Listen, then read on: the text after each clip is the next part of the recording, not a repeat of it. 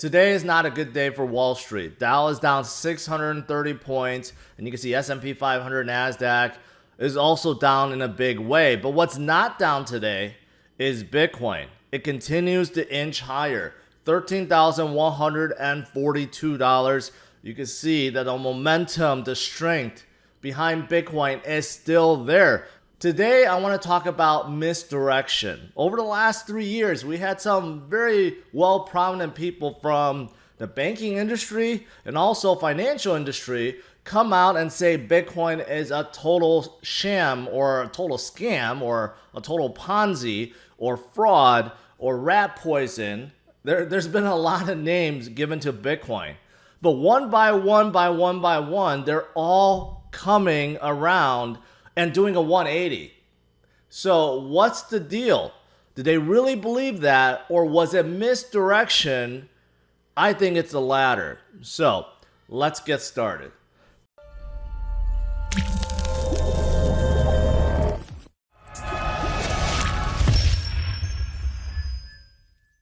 So I know most of you guys watching this remember this from 3 years ago. Actually, it's been longer than 3 years. But I'm referring to Jamie Dimon of JP Morgan. Jamie Dimon, of course, the CEO, has been a CEO for a long time. And he has always said that Bitcoin is not sustainable. Bitcoin is a fraud, and a fraud that will blow up. Jamie Dimon has been very adamant about this over the last 3 years. Been doing a lot of interviews. Every time he says Bitcoin is a scam. And, you know, over the last year or so, he kind of changed his tune on blockchain because he has to, because now they utilize blockchain for JP Morgan coin out of the blue. But he still insisted that Bitcoin is a scam. And he even went as far to say that if he caught anyone in his firm trading Bitcoin, they would be fired on the spot. But people have proven that that was false because there are divisions within JP Morgan that does trade Bitcoin. So you can make the argument maybe JP Morgan just wants to be careful. Maybe they just want to distance them away from Bitcoin because they're afraid of some of the illegal activity that goes on or bad activities that goes on behind the scenes. Well, if that was true, then JP Morgan wouldn't be accused and caught of doing things like this. They just admitted to fraud. This was about a month ago, and they agreed to $1 billion settlement for illegal trading. Yes, traders within JP Morgan have done illegal trading. And this article even talks about how they failed to report suspicious activity with Bernie Madoff's accounts. So, yeah. So that argument that maybe JP Morgan is just worried about some of the bad actors on Bitcoin, well, it's right under their nose. And they know they're too big to fail, so they're like, okay, we're just going to continue on with it until we get caught. And the funny thing is, when they get caught for stuff like this, no one goes to jail. They pay a fine and they move on. Unlike if it was someone that was running, let's say, a Bitcoin exchange or something, they would face jail time. So it's a double standard when it comes to banks and centralized banks. You know, like, it's just, it's not good. It's not good, but there is a double standard. And that's not all. JP Morgan was also caught laundering money, laundering dirty money. And this is one of the things that Jamie Dimon and others have said, that Bitcoin could be used to facilitate illegal, activities such as money laundering or tax evasion or whatever. But people are doing that with fiat right now. Every day, and JP Morgan was also caught of doing that. So JP Morgan is not squeaky clean. They've been caught time and time again, America's largest bank. And if you look at how much fines they have paid over the years, if you put all that in Bitcoin, man, it would cause Bitcoin to fly sky high. But what's my point in bringing all this up? I think you guys know that JP Morgan is not a friend of Bitcoin, right? They're looking out for their own interests. Well, guess what's happening now? They have become very, very, very bullish on Bitcoin.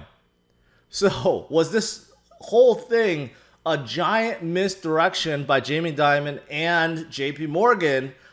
It's looking like it, because now they're coming out and saying that they believe in Bitcoin and that the rewards on Bitcoin is going to be substantially higher going forward. Wow. What a 180. All right, so to look at this article, let's look at what this analyst said. This is important. Even a modest crowding out of gold as an alternative currency over the longer term would imply doubling or tripling of Bitcoin's price. JP Morgan analyst on the bank's global quantitative and derivative strategy team wrote in a note late last week, adding the potential long-term upside is considerable and pointing to millennials becoming a more important component of investors' universe as a potential catalyst. Yeah, this is all something we knew already for years. It's just that no one really paid attention to it, right? At least Wall Street or people, average Joes. It was hard to think about this when Bitcoin was showing weakness, when it was coming down, right?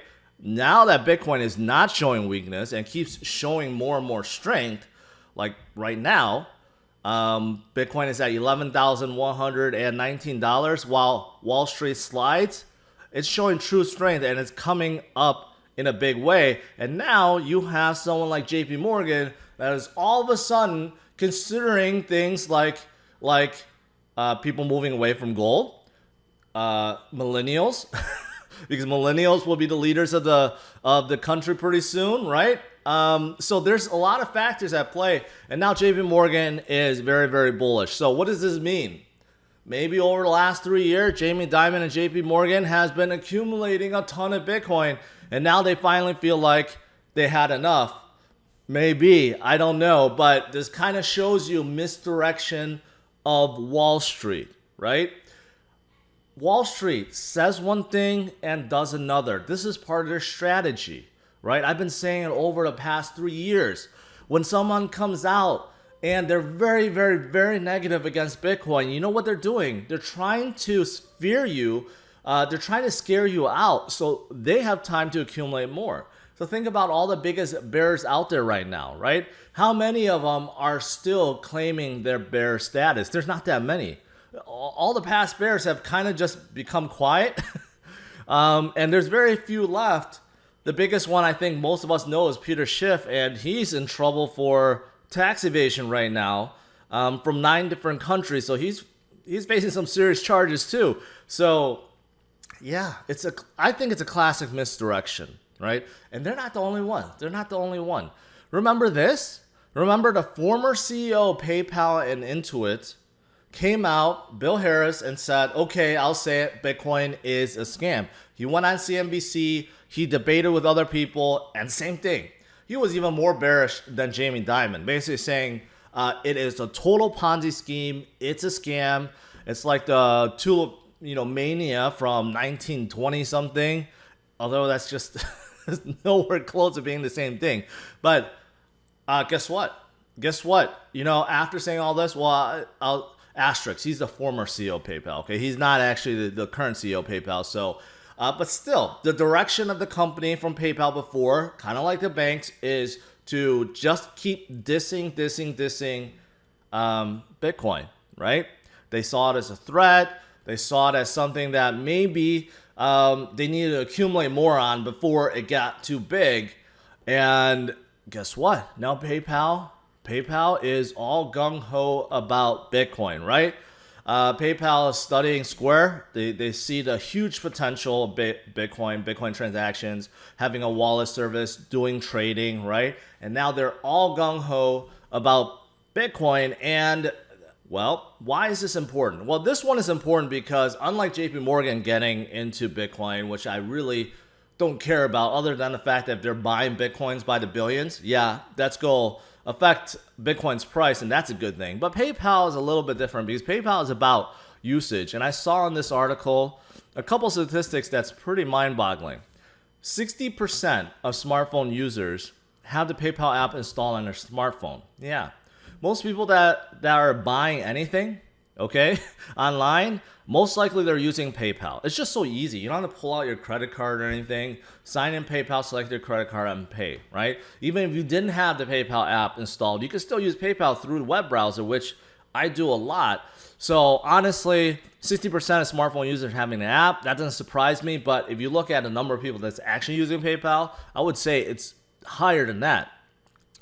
14% PayPal user already owns some kind of cryptocurrency, in contrast to 8% of non-PayPal users. I can see that because non-PayPal users probably lower because they're the ones that don't really get technology or tech, and they're afraid of using something like PayPal. I get that. So 40% already owns crypto, so they're going to continue to probably use crypto on PayPal. And then here, another 15% of PayPal users intend to purchase or invest cryptocurrency in the next 12 months. Well, I think that is going to go much higher as Bitcoin continues to climb, and we're still, worried about the global economy, stocks, the pandemic, and so forth. I think that number is going to go much higher than that. And lastly, 31.2 billion of retail products and services were purchased in the past year using cryptocurrency, but all American.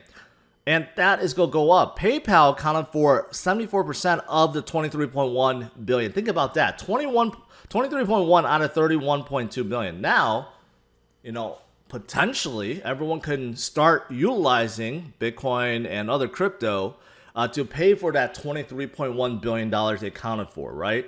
That is huge. That is huge. There's no other service right now that is so broad at this point, right? In terms of an online digital payment service or a company, whatever you call it, PayPal by far is the biggest, and they're going gung-ho for Bitcoin right now, right? And lastly, I want to end with this. The current CEO of PayPal admits he owns Bitcoin, right?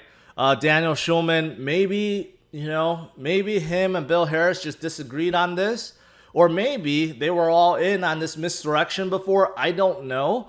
But of course, there's no surprise that PayPal's CEO owns Bitcoin. They're going to be offering Bitcoin trading services and custody service and wallet service. Yeah, I think he wants to get in on the action. This does not surprise me one bit. So, did PayPal do a giant misdirection of 180 just like JP Morgan? Quite possibly. And if you look at Jamie Dimon, do I think he owns any Bitcoin? I sure do. I think he owns a ton of Bitcoin. And this is one of the reasons why I think it's more important than ever to accumulate as much Bitcoin as possible. I'm setting myself on a schedule now. I'm just going to be buying some Bitcoins every so often, because I truly believe this is the time for Bitcoin to shine. We've been waiting for 3 years. We're entering the 4th year. We passed the halving event, right? Mining hash power continues to go up. Active addresses continue to go up. And you have companies that's coming out. They're buying tens to hundreds to billions of dollars worth of Bitcoin as a reserve currency. And now you have even the biggest bears from before, like JP Morgan, turn bullish, and even PayPal offering crypto services. I think these are all adding up to something big. Right now, Bitcoin, doesn't matter if it's at 6,000, 10,000, 13,000. It's getting more expensive, but this is still attainable by most people. Once Bitcoin passes 20,000 and flies higher to 40, 50, 100,000 and beyond, it really becomes unattainable for the average person in the future. So I believe this is time to accumulate as much as possible. All right, guys, thanks for watching. Hit the like and subscribe to the channel and leave your thoughts below. What do you think about JP Morgan and PayPal? Do you think this was a classic case of misdirection? Let me know. All right, take care, guys. Bye-bye.